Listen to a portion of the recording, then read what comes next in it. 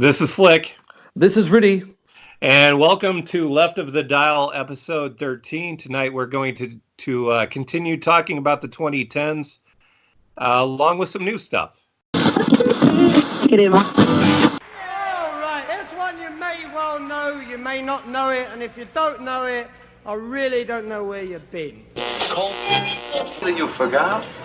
Forgot the magnetism of Robin Zander or the charisma of Rick Nielsen? That's kid stuff. It's just come up to 5:35 a.m. Kommen Sie bitte und listen to Kraftwerk. I don't know, man. I kind of like Van Halen. Well, yeah, Plum, you do. And you know why you do? Because corporate America is shoving something down your throat and making you believe it because that's what they want you to believe. I mean... Okay, buddy. I was just trying to cheer us up, so go ahead. Put on some old sad bastard music, see if I care. That was Big Yellow Taxi by Joni Mitchell, a song in which Joni complains that they paved Paradise to put up a parking lot. A measure which actually would have alleviated traffic congestion on the outskirts of Paradise, something which Joni singularly fails to point out, perhaps because it doesn't quite fit in with her blinkered view of the world. Nevertheless, nice song. How about the tunes? I want you to want me. The Dream Police. Da-na-na-na-na-na-na. Your mama's alright. Your daddy's alright. I get by because the people make a special effort to shop here. Mostly young men who spend all their time looking for deleted Smith singles and original, not re-released underline, Frank Zappa albums. Gang. Yes. I mean, look, you can play an E pentatonic scale at 100 miles an hour till somebody's ears burn off. You can learn that, right? But finding the tangents within the framework, therein lies the artistry, man. God made your ears. You didn't make them. You gonna argue with God's ears? If it sound good and it feel good, then it's musical. So play it like I say play it.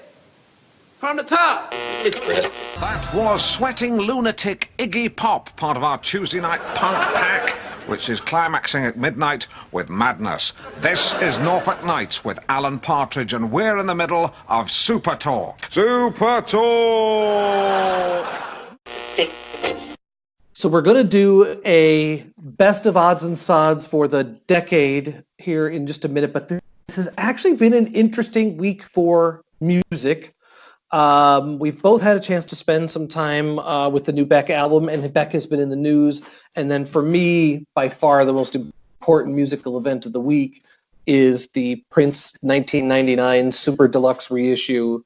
I think it's 5 CDs, 1 DVD is out. I've spent as much time with it as I can.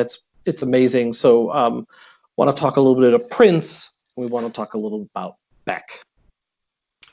Yeah, so Beck has a new album, which the title of it isn't so apparent when you look at the cover, but it's called Hyperspace. Am I correct? You are correct. And it's all right. It's I don't know. To me, it's not classic Beck, but there are some good things on it. We've talked quite a lot on the show about Saw Lightning, which I think is a great track.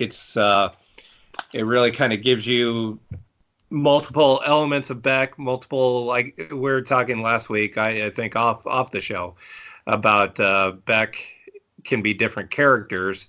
Yeah. Saw Lightning gives you a few different characters. It has the pretty cool dobro sample, which is a throwback to the early part of Beck's career.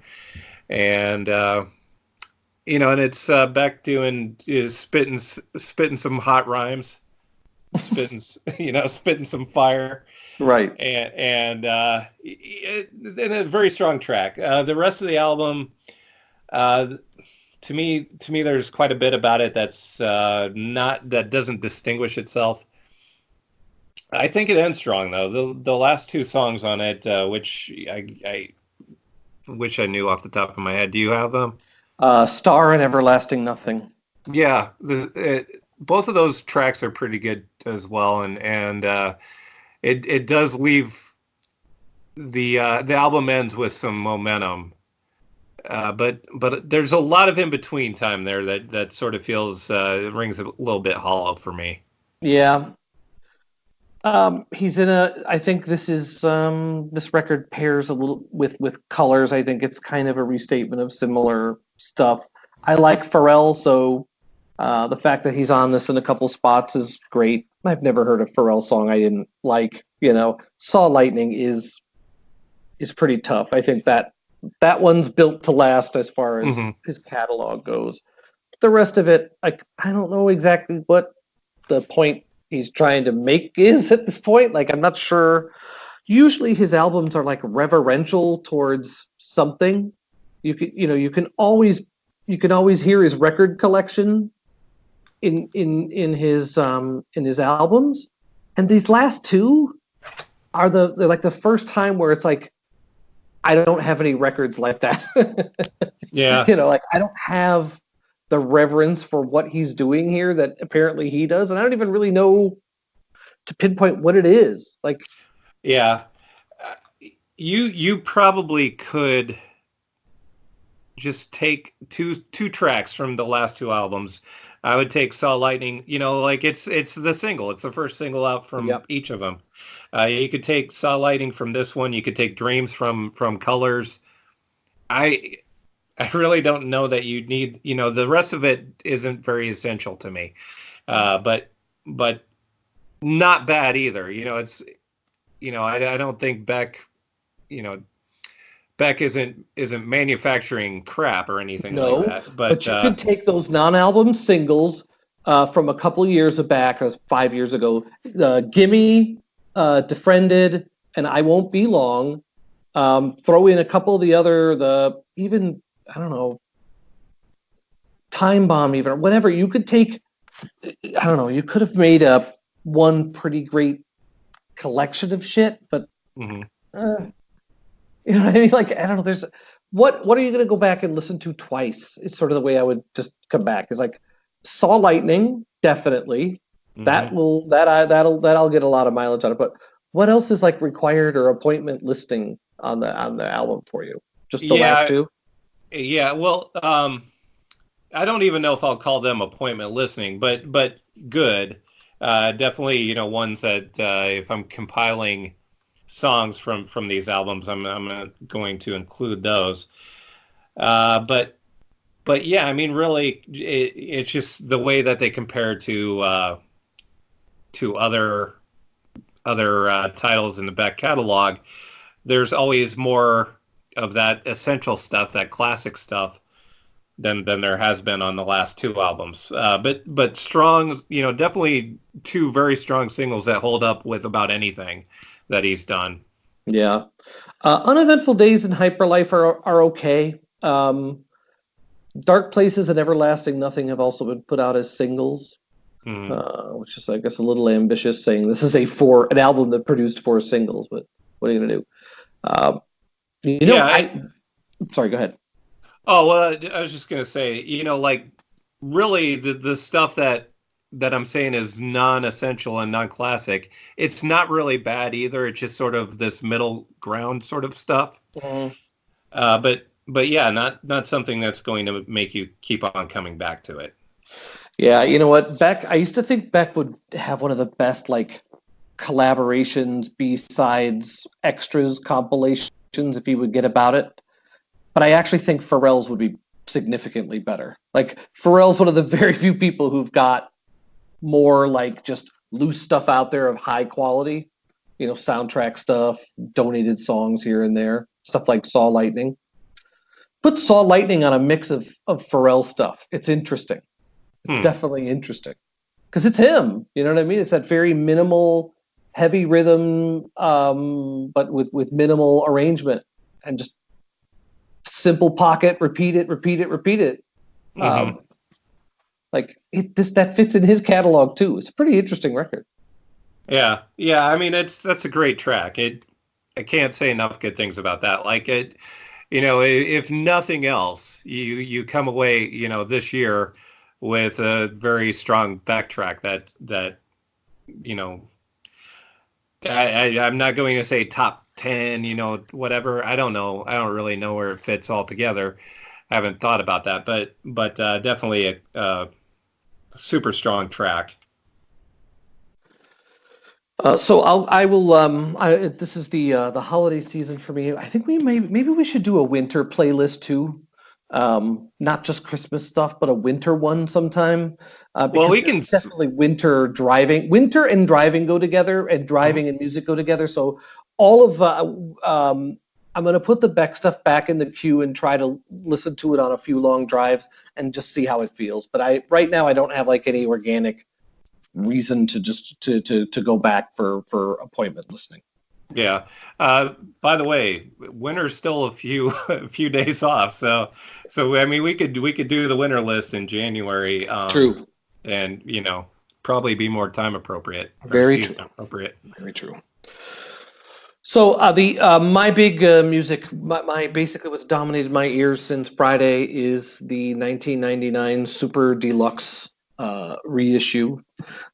The reissues. This is again. I don't want to get overly emotional about Prince, but again, I'm a fan of his, and so he would have to work very hard to disappoint me. I'm pretty easily pleased generally, but I do think this album is exceptional, and it sounds great. And the extras, the stuff that he was doing around that time, there's like 2 more albums worth of material. Now, he definitely made the right choice on what to include and not to include. The other stuff, if it was like the only material, it would be like interesting. I'd like to hear what he does next, type stuff. Like for anybody else would be like breakthrough outer space type stuff. So I don't know. I'm a super big fan, and so I'm really, really biased. But to me, this is like a rock and roll album. I know that's normally what people talk about it with him is Purple Rain as his like great statement of rock.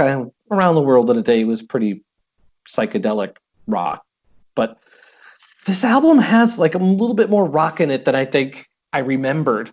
And if you listen to what he was doing in the studio at the time, he really was stretching out a lot and trying all sorts of stuff.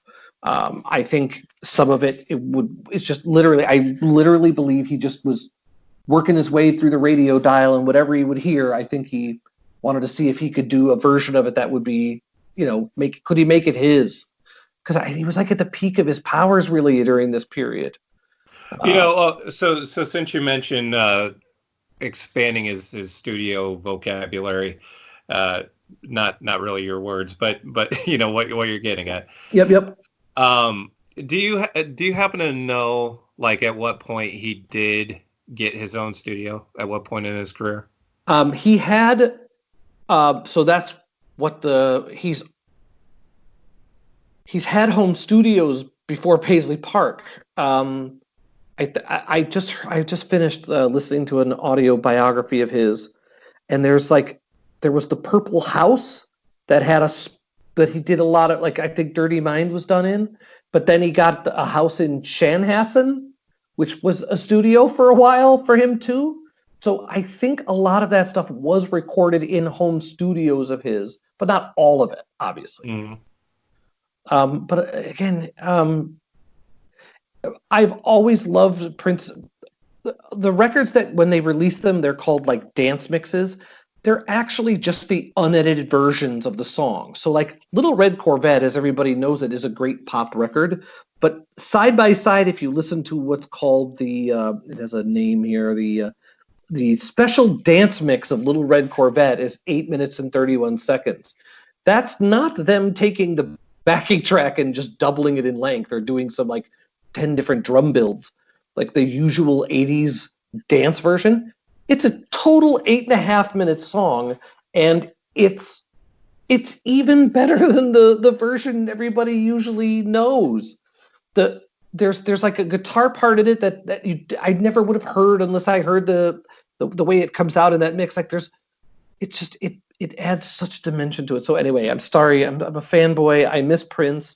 I'm really having mixed feelings about this because he probably, I don't know if he approved this one or not. Like, I know he was working on some catalog reissues. He did work on the Purple Rain one, so like I'm really feel bad. Like, am I getting this just because he's dead? Like, did he really want this stuff out there? Does he? Because he really was about controlling that stuff. Like, was this?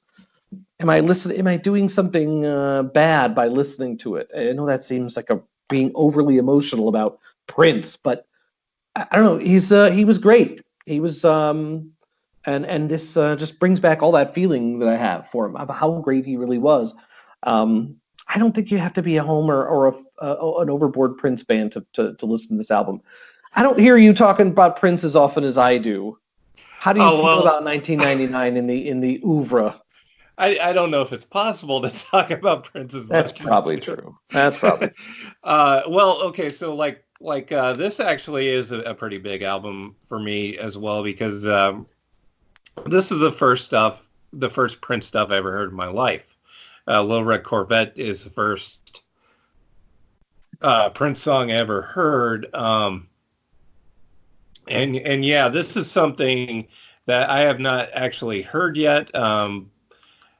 I suppose I will check it out on Spotify when I get the time to do it. But I am getting, this is one of the things on my Christmas list. So I'm kind of looking forward to that being the time where I really get a chance to listen to it. Yeah. As far as the extended mixes and the regular mixes, I really do like having both options, because sometimes I do want the single versions of these things. Mm-hmm. And sometimes, yeah, you're right. There are those moments that you just don't get, that they get cut out of the single edits. But sometimes you're in the need for those specific moments. Yeah. Well, when the Around the World in a Day reissue comes out, finally on compact disc, everybody will be able to hear the 22-minute version of America. It is the best 22-minute long song there is. And it's literally him just walking around the studio and soloing on every instrument in the studio. It's very intense. So anyway, good stuff coming. Sorry I interrupted. Sorry. Yeah. Well, yeah, and yeah, I mean, 1999 has so many great songs. Speaking of the first time, I heard something, I heard Little Red Corvette on the radio, and then 1999, when that was released, that was the first time I ever called, and this is something I hardly ever did in my whole life, was call into a radio station and request a song. Mm-hmm. But, like the first time I heard 1999, well, it was a long time between the first time and the next time. So that was the first time I ever called into a radio station to request a song, because 1999 was getting played, but it was not getting played often enough.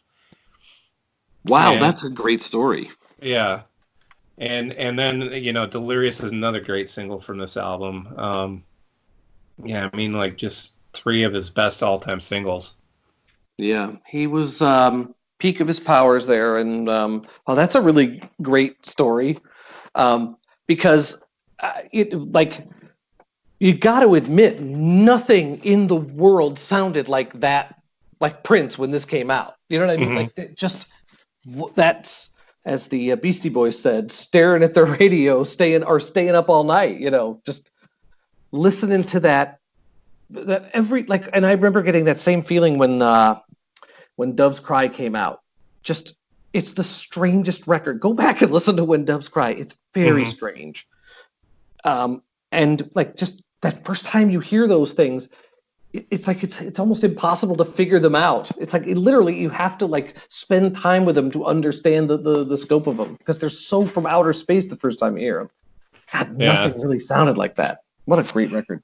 Yeah, and I should mention, like, I don't want to get into my exact age, but I was a child when this album came out, and I barely used the phone for anything.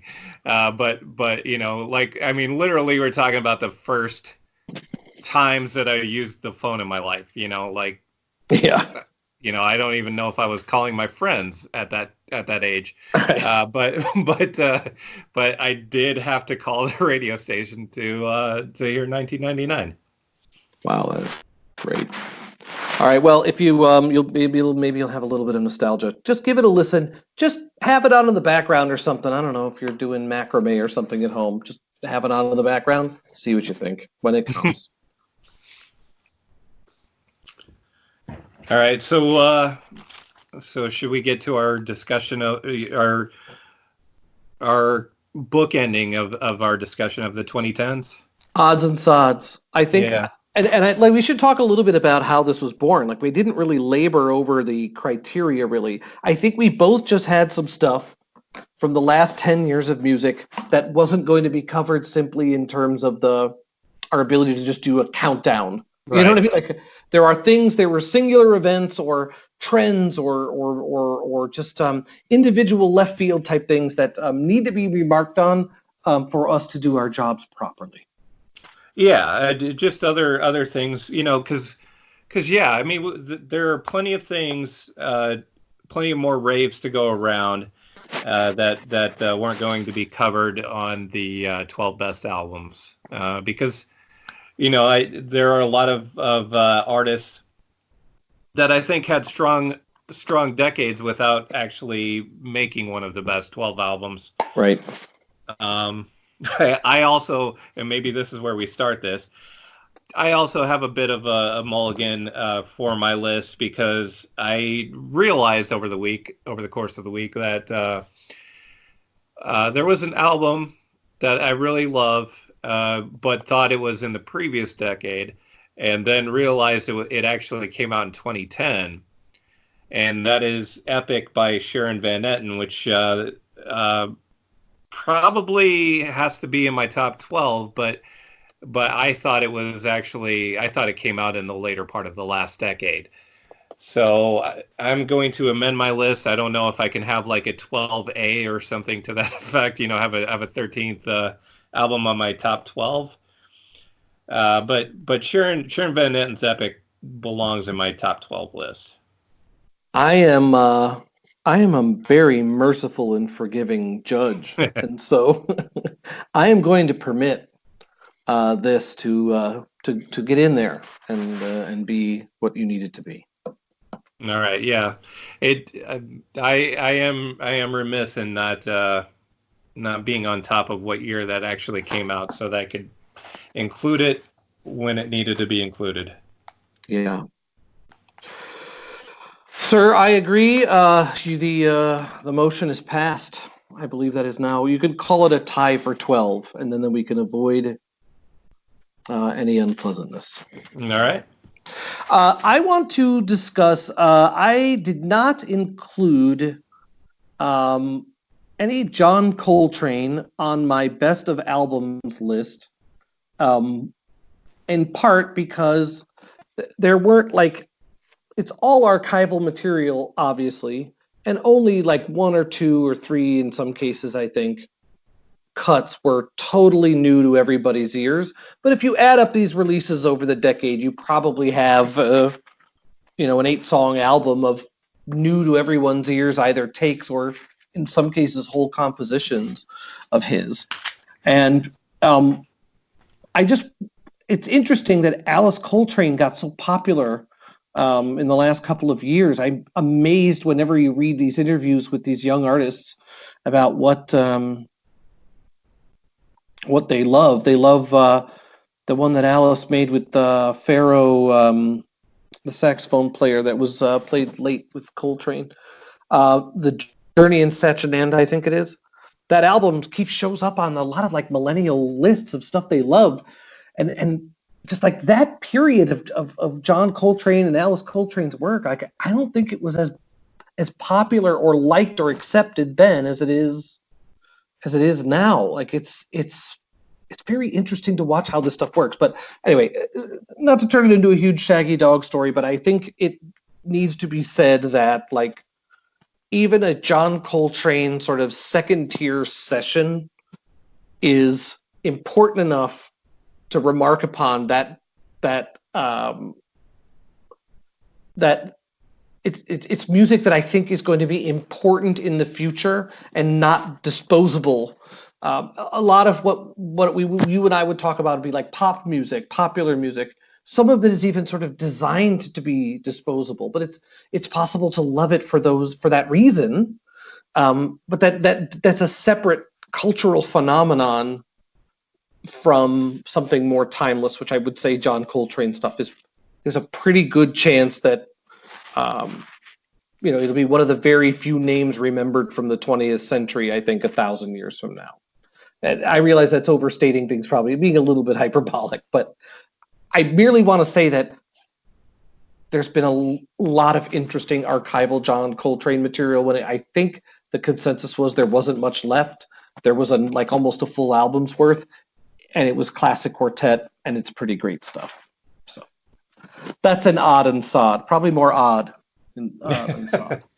I felt compelled to rep for North Carolina's finest. Yeah. All right. Well, okay. So a couple of other things. I don't know. I am probably going to leave something out here, unfortunately, because I didn't really think of this as like a category I wanted to discuss, but I'm looking at two things on my list here of things I wanted to talk about, and they're both comebacks, basically. I know I'm leaving somebody out. If you think of anybody that Wire. Well, yeah, Wire. Yeah, that's a good one. There's Mission of Burma as well, or was that in the previous? I think 2011. Okay. I think is when. Yeah, I think you're right because I definitely saw them live in this decade. So yeah, I saw them at the Bowery Ballroom in New York on that first tour that they came back full. So Mission of Burma. Yeah, boy, that was good. Yeah, I saw Mission of Burma, and since we also discussed Wire, I saw them, and I saw them at the Metro in Chicago, and their encore. So, all right, this is a good sidebar. So, at the beginning of the show, before they come on, you're just looking at the stage, and there's just a bunch, like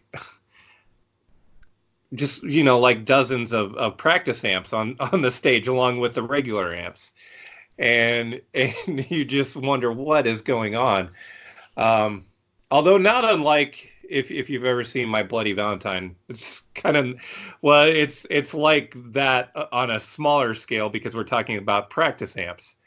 But just trying to figure out what was going on. And then for the encore, they had about 20 to 30 guitarists on stage with them, all playing at the same time, which was pretty phenomenal. So, wow. Yeah, so yeah, I'm definitely going to leave some comebacks out because those were two right there that I would have left out. But we did get the return of Sleater-Kinney that we were looking for. An album that wasn't quite good enough to make my top 12, but a strong album nonetheless. If that was their debut album, it would have been people would have been like, "Holy shit, who are they?" Yeah, yeah. It was a strong album nonetheless. A good comeback. I actually feel not as good as the Wild Flag album though, and maybe not as good as the Corin Tucker solo stuff that came out during that period where they were apart. And they also lost Janet Weiss over it because they just read an interview. Janet Weiss was basically they kind of shut her out of the creative process on this record, and she basically said, "Is this how it's going to be?" And they're like, "Yeah." And so she's like, "See ya." So they shut her out on No Cities to Love or on the new one? The new one. Oh, okay. Yeah, she's basically a hired drummer, Yeah, but I'm talking about No Cities to Love. Oh, I'm sorry. Yeah, because that was a strong album. I'm just not on board with a new one, and maybe that's. Yeah, I'm sorry. I totally misheard you. I was like, "Wow, your opinion really changed." No. I would warn you. I would warn you if I took a left turn like that. Yeah. But no Cities to Love. I was a fan of, just not as much as just not as much as what was happening in between. Although I was happy to see them back together. And Red Cross had a nice return that I think not many people were aware of. But they signed with Merge Records and put out a really good album, Researching the Blues, that even though I think it had a pretty kick-ass video that went along with the first single from it, it didn't get a lot of attention. And I think that's just one of those things that happens with the band that is not a household name in the first place, and then they're coming back as middle-aged men, and it's easy to just ignore that, I guess. But it was a strong album that I think deserves some attention, and it didn't get it. Yeah, I have a couple like that too. I thought the Karen O and Danger Mouse record, I'm assuming Lux Prima is the pronunciation. I don't know what else it would be. I think that got overlooked, and is a better. I guess you have to like Karen O, but Karen O and Danger Mouse together, it actually is a beautiful sounding record too. I think that one got overlooked. My big comeback record is sort of not entire. It's like the second album of a comeback. Is the album that came out this year from Ride. It's called "This Is Not a Safe Place." They had the previous one, Weather Diaries, came out in 2017, which had been like after 20 years off. Mm-hmm. I thought Weather Diaries was very good on its own merits, but like clearly they are never going to go back and make a noisy shoegaze record again. They are never going to do that. They are trying to branch out and go in totally different directions. Like these aren't, in some respects, I don't even think they're really recognizable as Ride records, mm-hmm. but they're great. Or I would say the first one's good. The one from this year is great. And the singles are great. And like, I'm going to throw, I think I put it in an earlier playlist of ours. I'm going to put it back in. The song Repetition, it's basically them saying, like, if you want us to keep making the same album over and over again, go fuck yourself or not, It's basically what it's about. And you couldn't be more clear given the actual music and arrangement that it's played with. Like, I don't know, I like every band does some period where they try to stretch out a little bit. They're doing it like after regrouping and having a lucrative reunion tour. They've decided, that the only reason to stay together is to make something new. Usually that means it's shit. In this case, it's really good. Really well, good. And I think that unfortunately, it's maybe because we've been burned in the past, but we probably shouldn't go into it with that assumption. It is very, very much we're staying on the same theme here with Ride and Red Cross. I think that when these things happen, we don't have high expectations for it. Mm-hmm. And maybe it's not even a matter of having high expectations, but just not having low expectations. Because we miss out. I think we end up missing out on a lot of good stuff because those low expectations are just sort of built in. Yeah. I don't know how to get my brain out of that mode, though. You know what I'm saying? It's very, whenever I see reunion album, not really a full classic lineup. First single was okay, I don't know. I've just you buy enough of those records and you just take them home and cry. How bad they are. But you're right. To be fair, I shouldn't go in with the expectation it's not going to be great. Before we jump on that, I should have mentioned there's a new single from Corner Shop that I think is fantastic. I'm going to throw it in the playlist too. That's another band which when's the last time you went out of your way to hear a Corner Shop record? It's like almost never. It's been years and years. But the song is tight, so I'll throw it in. Yeah. Okay, so yeah, actually, do we have that list up now? Yeah, of which ones? The current Yeah. rotation? Yeah, so we should make a new list for this show and put that stuff in there. Okay, I'll do that. So the 2010's, the 2010's, talking. Oh, I don't know. We didn't really give this this show a title. Maybe at some point in the show we'll have a title for the show. Hopefully. I think Odds and Sods works. It's economical. Certainly. Okay. All right. So we'll call the list that, and then and once that gets up, I'm gonna add a Red Cross song and All right. and a Sharon Van Etten song, and a Sleater-Kinney song too. We'll do that. So another couple of artists that I think had strong decades, but didn't necessarily make albums that made my list. Way at the top of the list for me, though, for the decade is Ty Segall. Ty Segall is always exciting, always interesting, and he puts out stuff with great regularity. Unfortunately, there wasn't really an album that I felt beat out any of the ones that I already had on my list, but he doesn't really have a bad album though. He just puts out one good album after another, and he just did that once, sometimes twice a year, maybe even sometimes 3 times a year. Just a lot of great output for him, and definitely has to be right up there at the top of the artists of the decade for me.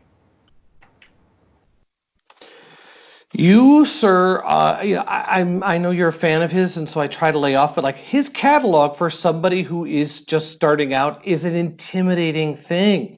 Yeah, well, you know what? If you want, we could put him on our. We have so many of these shows already in the works. Well, it's listening season. Yeah, but we could put him on an "I'm Gonna Make You Love Me" episode. Yeah. Again, I'm an easy convert here. I own some Ty Segall records, and I'm a Michael Cronin fan too. So, but I have to admit, like I got to the same place eventually with Frank Black, which is I lost my ability to feel like I understood the catalog, like what I was looking at, when it was made, what it is. It just started to all blend in. Yeah, I couldn't keep up with Ty Segall. I don't know who could. I would say this is a good problem. Yeah, he's pretty consistent. Yeah, if you have too much in your catalog, and it's good stuff. If the problem is that your creative output is just too much to take in, that you have to actually carve out some time in your schedule to do it, I consider that a positive. Yeah, I see your point. All right, I'm going to go in kind of a weird direction here. Sorry, why stop now? An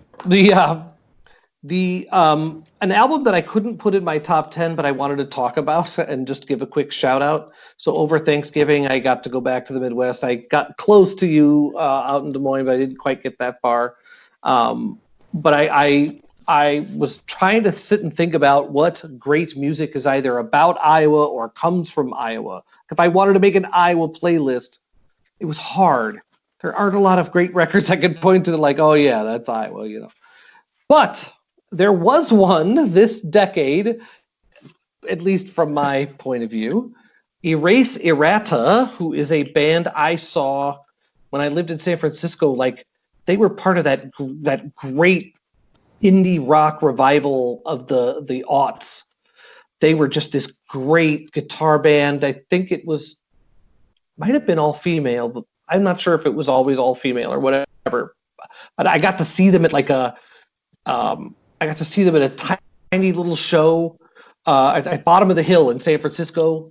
They were great, and they just fell off the earth after I think 2011. I didn't hear from them. Then all of a sudden, there was an album that came out in 2017, or sorry, 2014. Wow, this is older than I thought. It called Lost Weekend by Eraserata, who, again, I just hadn't heard from for so long, and I loved them. I love the album that came out before it by them is one of my all-time favorites. Nightlife by Eraserata is, I can't say enough good things about. So anyway, the punchline here is that Lost Weekend was recorded sort of impromptu in Iowa City, and I'm going to nominate Eraserata Lost Weekend as the best album or best music that I know of recorded in the land between two rivers. There you go. Well, I will have to listen to it before I can beg to differ on that. I am going to again. We'll have to move this to another episode, but trying to find a playlist that I can play for other people that has some 10 songs related to Iowa. That's hard. Yeah. That's really hard, especially if you want to make it good. You know what I didn't realize until not that long ago? The Everly Brothers are from Iowa. That's true. I didn't, I don't associate with them with it, but you're right. Yeah, I hadn't actually known that, but they are. Well, I mean, anyway, there might even be a show in there. I don't know who would listen, but Big Thief's Shark Smile, which is one of the best songs of the last 10 years, has a name drop for Des Moines in it. So maybe it's just Iowa's time. You know what? You know who else had a name drop for Des Moines? Till Tuesday. Well, recently. Who? David Berman. Oh, that's right. Yeah. That's right. And then the Arthur Russell Iowa Dream album. So that's actually going to be where where I'm probably wrong. Arthur Russell is the greatest. It's not recorded in Iowa, though, I don't think. I think he mostly did his work in New York. Yeah. But the album Iowa Dream is out. That's really good. I don't know if you're an Arthur Russell fan, but he's great. He's great. And he has an album out, just a collection of stuff called Iowa Dream. It's really good. Really good. Yeah, I suppose the artist most associated with Iowa would be Greg Brown, wouldn't you say? Or probably. Yeah. I mean, Bix Beiderbecke, if we're really going to do this here, the great is the jazz trumpeter. Again, I'm not a jazz expert at all, but from what I understand, if you really study jazz, there aren't a ton of white musicians that mean shit. Like if you're just looking over the history of the early like Dixieland, Riverboat, early permutation of jazz, there really wasn't any like really great magic white boys playing the horn other than Iowa's own Bix Beiderbecke. So I do know of a few hidden Iowa gems. There aren't that many of them, at least as far as I know. I would really like to stumble upon more. All right. Well, I'll bring it back. I'll bring it back to Wire because map reference 41 degrees north, 93 degrees west is in Iowa. It's they were flying over the state of Iowa and they saw the symmetry, I guess, of the cornfields there. It's like, I looked it up. It's like off of US 34, kind of like Fairfield, Mount Pleasant, Ottumwa, somewhere in that general range. Maybe Sheraton, somewhere out there. Yeah, well, someday we'll have an episode. I think there are other locales that we probably will cover, despite our homerism. The other locales. All right, I will get off this topic here, but that is an episode for us to go record at the Clear Lake Ballroom. There you go. Yeah. Oh, you're talking about the surf? Yeah. Yeah, the surf. Yeah. Yep. I saw Cheap Trick there, and so I know we're trying to get off the subject, but since you mentioned that, I saw Cheap Trick there. Caught a pick. Got several albums signed by Rick Nielsen after the show. Nice. Because he was just there signing everything for everybody, and there was a line, and he was going to be there until he signed them all. Like they had a show in Minneapolis the night after that, and they didn't have that far to travel, so they were just going to sign everything for Rick Nielsen was. The rest of the band, were off doing whatever they were doing, but he was there just signing everything for everybody. It was great. So I Cheap Trick put out a cover of "Give Me Some Truth" this week. I didn't really spend much time on it, but I threw it in one of our playlists, the covers for lovers. I think I put it in. It is the cover after all. Yeah, they've been doing a lot of Beatles stuff for the last, I think it started with their remake of Sgt. Pepper's, which is all right. It's certainly two things I like, but it doesn't equal one thing I love. But Give Me Some Truth. I haven't actually listened to it yet, but one of my favorite, probably my favorite John Lennon solo song. Wow, that's a big deal. I don't know. Yeah, I mean, certainly right up there, if not my favorite.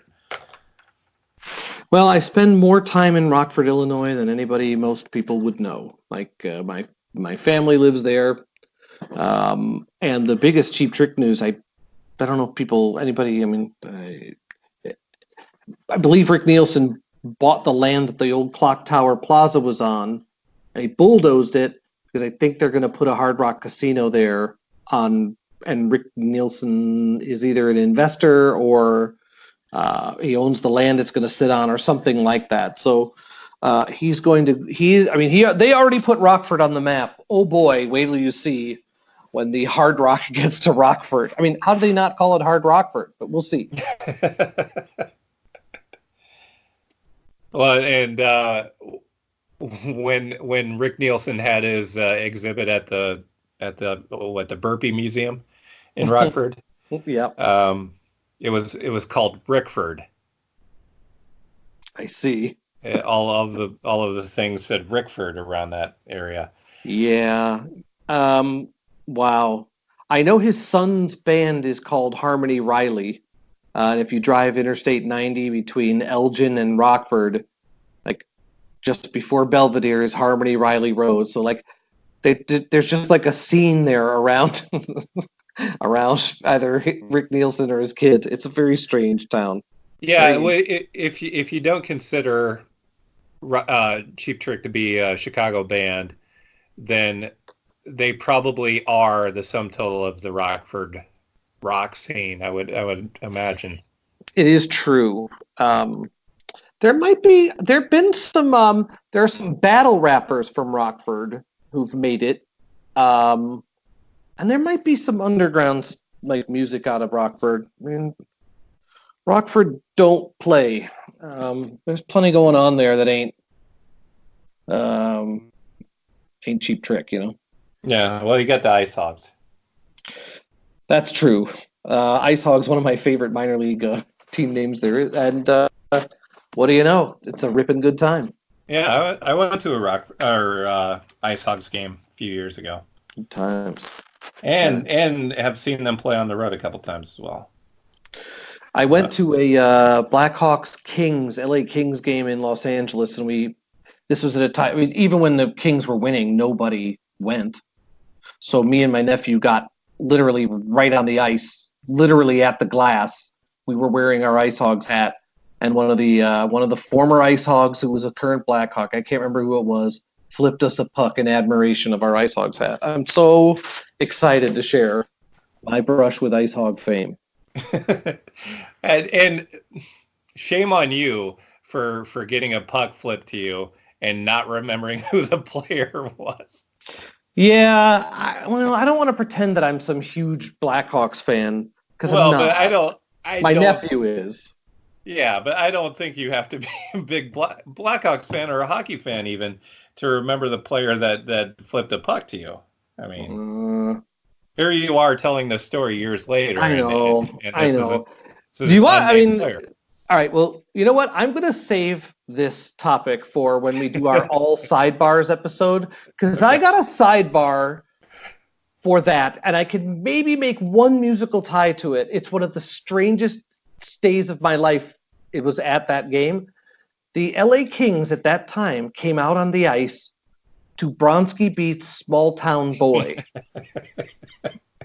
Now, I love Small Town Boy. That video I thought is one of the greatest videos ever made. I thought it at the time, and I was 12.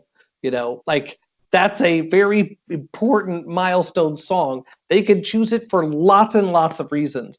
I just don't associate that with hockey. I just don't. Even in LA, even in Los Angeles. So anyway, that's for our all sidebar show. That's where the story will be. That's where I'll pick it up. Is Bronski Boy or Bronski Beat? So this is hard to hold back the other sidebars that are going to come, because it's like when I think of hockey and music, like hockey is the sport, and I'm gonna keep this brief so we don't. Oh no, so we don't. Well, because if someday we do sidebar on this and it's a legitimate sidebar show. Yeah. But anyway. Hockey to me has always been that sport where you have the unexpected music interlude. Although a lot of these things eventually become more mainstream. Hockey is the game where if you go back to like the 90s, you would hear things played at hockey games that you're just like, there's no other sport where you would ever hear that song played. Whether it's Rush, because it's Canada and true, and as far as that Canada thing goes, Sloan is you hear Sloan songs at hockey games because of the Canada thing, but also you would hear like Black Sabbath at hockey games. Right. No other sport would they ever dare play Black Sabbath. Yeah, so anyway, that's where all that. You know what? There's a whole episode in here too, because I would argue that E40 with the Golden State Warriors is the great. I think it's even more high impact than Drake with Toronto, and I know that's a hot take, and I'm biased as hell because I consider Oakland my home. Even though the Warriors left Oakland, they're still basically Bay Area, but. E40's role at Warriors games, I would say, I don't know, just to me that's way more important, and because it's not just star fucking. Anyway, this is a sidebar. We will do it. We will save that for the all sidebar show. Yeah, I have no the Drake versus E40 thing. I have no horse in that race. I don't know. Yeah, I really don't either at this point. I don't know. The courtside seat thing, I don't know. I just think Oakland does it better. All-time rings courtside seat guy is Jack Nicholson, though. Yeah, I don't know. I mean, he invented that. He invented the genre. Perhaps. Okay, so back to the decade, I guess. Yeah, I will. We never really talked about this, but you mentioned a great video earlier, so I'm going to throw out there what my video is of the year, and you're really going to have to work to find it. And I don't know how I found it. In a lot of ways, like the YouTube era plus the Spotify era, basically means there isn't anything you can't find somewhere. If you know what you're doing, you basically can find almost anything. At any point in time, unless the rights exclude it. True, that's true. You still can't really find things like when Bill Murray called a Cubs game. Can't find that. True. I mean, more from a music point of view, like there's vault material, like most print stuff that's being reissued. The internet had for 10 years, and Prince was protective of it, it's still not hard to find pretty much any music if you really want to. So I don't know how this got into my orbit. I can't remember. And I don't know what my life would be like if I hadn't seen it. The band is called The Chats, Chats. They are Australian, and the song is called Smoko, Smoko, which, if you watch the video and listen to the song, one would deduce is what a smoke break is called in Australia. So it's I'm on Smoko. Like again, I don't from an anthropological point of view, there's a lot to unpack there, but for whatever reason, that seems to be the Australian way. And so this song, Smoko, is about how people taking smoking breaks are ruining the life of the song's hero. And he's basically being oppressed by other people on Smoko. I don't think there's a budget for the video. I don't know if there was a ton of budget for the actual recording of the song. It doesn't matter. And I believe that if you watch the video for Smoko once, that song is going to get in your ear, and it's going to make. Again, we haven't talked about individual songs of the decade, and I don't know if I could put it in my top 100, but it's close. It's pretty close. So, best video and best song combination, probably for me for the decade, is Smoko by the Chats. Is it just kind of an earworm, or is it? It's, I mean, everything you would want from a snotty, like punk band in like a modern suburban garage type. You know what I mean? Like just think of like the snotty garage band suburban, just over the top caricature of itself, which is why it works. I mean, it's so over the top with like just this like snottiness. That's what makes it work. So it's so over the top. I'm not a huge. I don't listen to a lot of like pop punk or power punk type stuff. That's not my genre. This is a little sloppier than that. But please, I've put it in our. I will put it in the in rotation. Or I'll put it. No, I'm sorry. I'll put it in this episode, the Odds and Sods episode. Sorry, that'll be coming up here in just a moment. Okay. All right. Yeah, let me know when you got the list, because I got a couple of songs ready to put in it. So all right, I'm ready. Have it set up. I'm rolling. Is it rolling? I am able to. I am logged in, so I can add songs as we go. Okay. So you want me to tell you what they are? Okay. I was just gonna put them up in there when you have it going, though. Okay. Yeah, I'll just do that so we're not backtracking. It's like stuff because it's like Red Cross, and I've already mentioned that. Okay, so a couple of other bands I want to mention as having strong decades. So you can say what you want about a band that always kind of sounds the same. Like I would say the New Pornographers never really differentiate too much from one album to the next. There's not, you don't say it's this New Pornographers album, or this is the one where they're disco or something, like that. It's not, they're not like, they're not that type of band, but they are dependable, and I make it sound like they're an automobile that isn't going to break down. But they are consistent, and they put out some good albums in this decade, and I think really like arguably better stuff in this decade than in the previous decade, even. But continue to do it, continue to roll on that. Always listenable, always good. And I don't know. Most of the best debuts in this decade were things that made my top 12 list last week. I'll just quickly go back through them. Your Courtney Barnett, Michael Cronin. Let's see. I'm blanking now. Well, you had Wilco's Whole Love.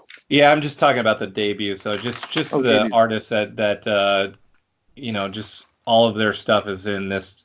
Angel Olsen, and I guess Real Estate too. Real Estate debuted.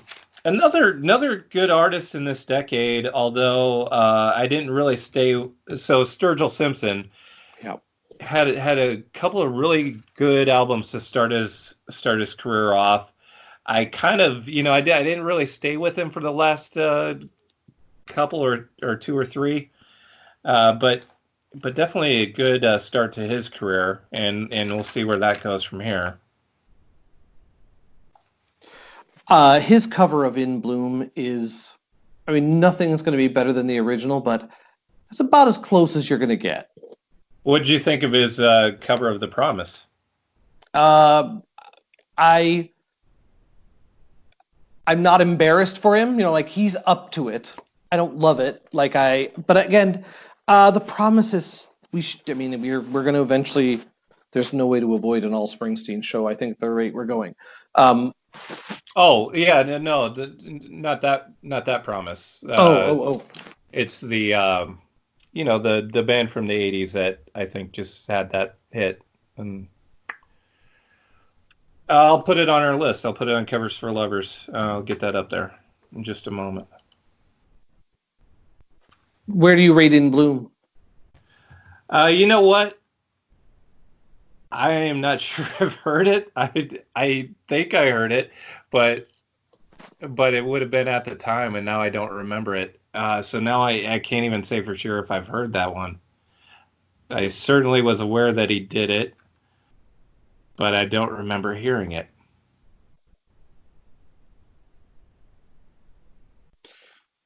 How many covers has he done? So let's get both of those on the list. We'll get In Bloom.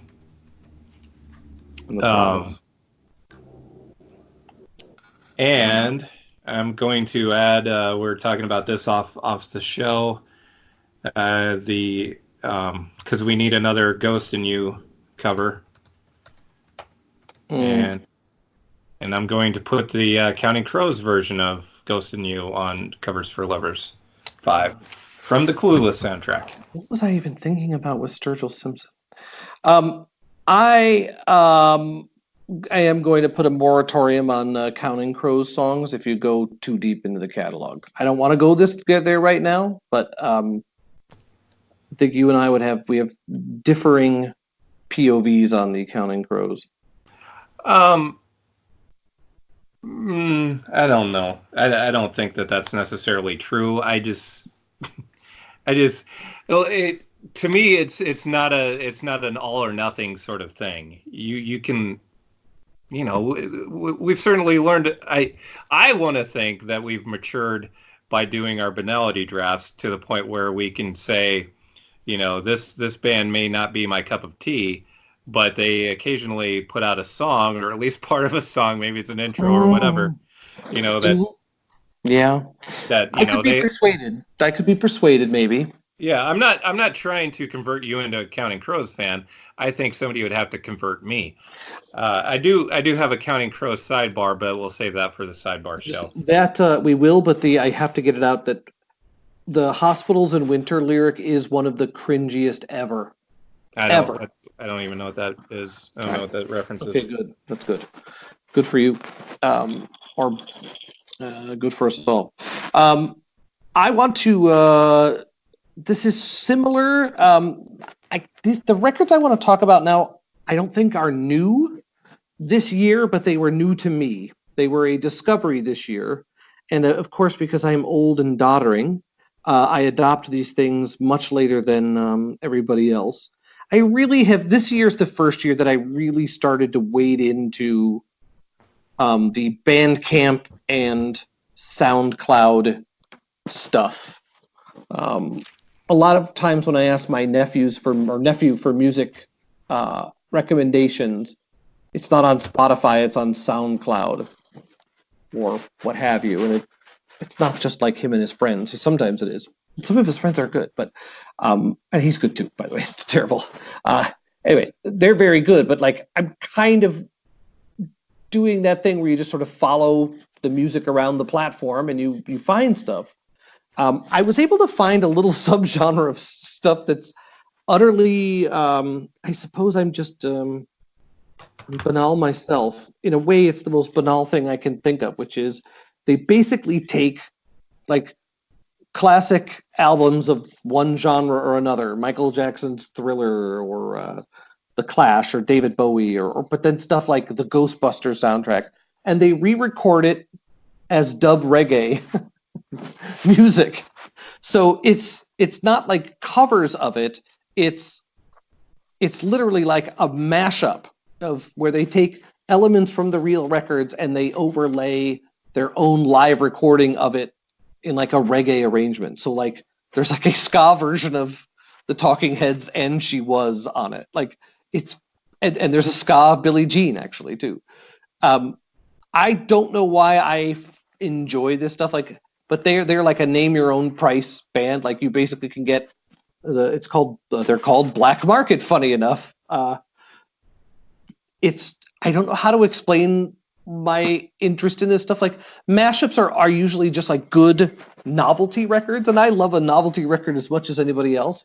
And at first, I listened to this stuff sort of like it was a novelty record, but it has stuck with me, and I've gone back to it more and more. I find myself going out of my way to listen to it now. The problem, of course, is that the Bandcamp app is a piece of shit to have to listen to music through, and so is SoundCloud. I'm no fan of Apple, I guess, any more than anybody else. I don't love them. I don't hate them. Like there are some things they're great at. Like their iTunes is great. It's a great way to organize music. It's a great way to listen to podcasts, so on and so forth. I don't know why these like other apps can't quite get their shit together and be as easy to use, but I felt I had to, if I'm really being honest, like talking about 2019 in music for me is like, yeah, I probably years ago should have waded into the deep end of this stuff because I love music and I should want to just listen to have music on all day from even stuff I've never heard of. I should have done it earlier. It took me a long time to sort of get into it and find stuff I dig. And even when I find it, it's usually stuff like this, which is like gray market, mashup-y, or just like some genre extreme. But the more and more I spend time with it, I realize like I'm really going off into like what 20 years ago would be like going off into like private press records. Like that's really what this is. It's like if you go to any Salvation Army in America, you used to be able to find like 50 copies of some dude, named Jim who recorded an album in his garage and couldn't sell them. Like some of those are hilarious. They're great. They're amazing entertainment. Light in the Attic Records, I think, in Seattle is great at finding those and reissuing. They did some great ones this decade. The Lewis records were great.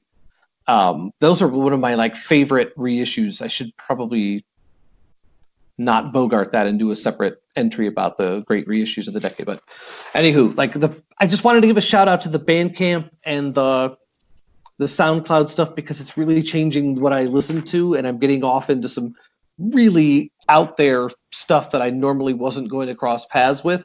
And it'll be hard. I mean, it's stuff I can't make a playlist. Like I can't make a black market playlist on Spotify. The music isn't there, but there's just this whole immense ocean of music that I am just barely getting my feet wet into. And it just already feels very different. I don't know if you're a user of any of those sorts of apps or go off and listen to like the user generated music, but I'm finding it more and more interesting, I guess is what I meant to say. Yeah, I think the big issue with it is what you mentioned. It's not the most user-friendly platform to listen. Mm-hmm. Yeah, that is always what kept me from using it. Because I have gone to it for certain things, but it always has to be a specific thing. It's not something that's going to lead you to browsing. And definitely, yeah. I mean, that social feature. Again, I don't know how everybody does it, but like you mentioned YouTube for watching music. I think I heard a stat today at work that like a astronomical amount of the music streaming going on now is really done by YouTube. Like YouTube really is the world's radio station. Yeah. Well, yeah, I mean, on Sunday night there was a feature on 60 Minutes about YouTube and how they lead you down the wormholes, or is it rabbit holes? It's a hole. Politically, that's been proven to be very dangerous, but musically, it's been great. Yeah, it's true. It's true. Whatever the subject is, it's just going to lead you down a wormhole. I mean, YouTube is just. I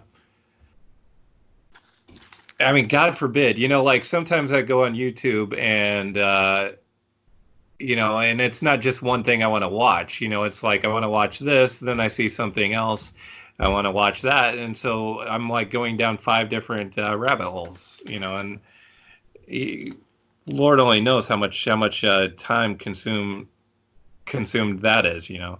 All right. So anyway, I'm not sure when the tipping point. I've never used YouTube as a music app. Maybe that's great because there is a lot of stuff on YouTube that's the only place you find it. Like a lot of the weirdo 12-inch versions and stuff are there. So I don't know. I have a feeling that a year from now, the way I listen to music is going to be very different than even I do now. I don't know if it'll be Bandcamp, SoundCloud, YouTube. I don't know. It just feels like everything's changing. Everything. That's what Keen once said. So true. So what do we got coming up? We have 2 shows left in the mighty 2019 before we enter the next decade. We're doing we're going to focus in on best of 2019. Yeah, so the next episode is our best, our favorite albums of 2019, and then it's our favorite singles and other stuff we liked this year. Other kind of our counterpart episode to what we're doing tonight will be 2 weeks from today. We're going to have odds and sods and singles as our last show of the year, and then next week we're going to do top albums from 2019. I have my list done already. I don't know if you do, but I have. I think I have 4 locks. That's. There's still 2 spots that are kind of up for debate. All right, 2 stone cold locks. Cold locks. No, two that aren't locks. Aren't locks, okay. And we have the I think the only topic left for us to cover here is it too soon to put Christmas music in our playlists? Yeah, well, we should be doing that. I didn't know that you were keen on doing a Christmas list. I'm not, but I did find a mind-blowing version of Mele Kalikimaka by the band Yacht Rock Review that I felt I would have included on its merits at any time. Okay. And you'll understand why. So I did have to slip one in the in rotation for December. Well, I think instead of putting it in rotation, since it's a Christmas song. Yep. Unless you object, I say we both put Christmas lists up there. All right. I will start. We're gonna each do separate ones. It's probably better for the better on the Christmas tip. Yeah, I think for this we'll have to. It won't be so much a collaboration. All right, I'm down. It's not a competition. It's possible. Yeah, I mean, everybody has their own stocking at Christmas time. That's kind of what this is. It's we're stuffing our own stockings, and we each have our own stocking to stuff. All right, that is about as well articulated as we're going to get, I think. And I commend you for it. So we'll have Christmas stuff up next week. I've got a good chunk of odds and sods started, although we'll talk. Oh, you got in there too. Good for you. Yeah, we're getting there. And check out that cover. Yeah, and check out Smoko by the Chats. All right. If you don't like it, I'll give you your money back, which I mean nothing. But you will like it. All right, we will see you next week. Later.